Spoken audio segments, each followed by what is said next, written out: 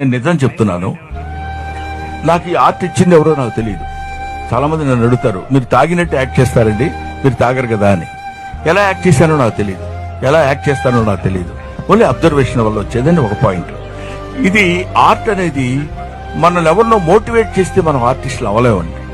నేను ఇందాక కూడా చెప్పాను, కొన్ని అదృష్టాలు కలిసి రావాలి, డెస్టినీ కలిసి రావాలి. ఇవన్నీ కలిసి రావటం అనే ఒక పదం ఉంటుంది. I believe in that. అది ఉన్నప్పుడు ఆటోమేటిక్ గా మీకు ఆ థాట్ వస్తుంది, ఆటోమేటిక్ గా అది సక్సెస్ అవుతుంది. నేను గౌతమ్, నా రెండో అబ్బాయి సిద్ధార్థ, ఒకటికి 3 సంవత్సరాలు, ఒకటి 9 నెలలు, వీళ్ళిద్దరిని వేసుకుని నేను చెన్నై వెళ్ళా. జాబ్ రిజైన్ చేసి, లెక్చరర్ జాబ్ ఆ రోజుల్లో. ఎందుకు వెళ్ళాను, ఎలా వెళ్ళానంటే, సపోజ్ నేను ఫెయిల్ అయ్యాను అనుకోండి, ఎవడు వెళ్ళమన్నాడరా ఉద్యోగం మానేసి అని అంటారు. ఎందుకు వెళ్ళానంటే, ఇదిగో ఇందుకు వెళ్ళాను. ఇంతమంది విమర్శ దగ్గర నుంచి తెచ్చుకునేటువంటి శక్తి నేను తెచ్చుకోగలను. కాబట్టి ఇది ఎవరో మోటివేట్ చేస్తే మనం గొప్పడం అవుతాం, ఎవరో మనల్ని ఎంకరేజ్ చేస్తే అవుతాం కాదు, ఎంకరేజ్ చేయబడతాం అంతే. ఆ డ్రైవర్ కాకపోతే ఇంకో డ్రైవర్ మనల్ని ఎక్కించుకుంటాడు, మన డెస్టినీకి తీసుకెళ్తాడు.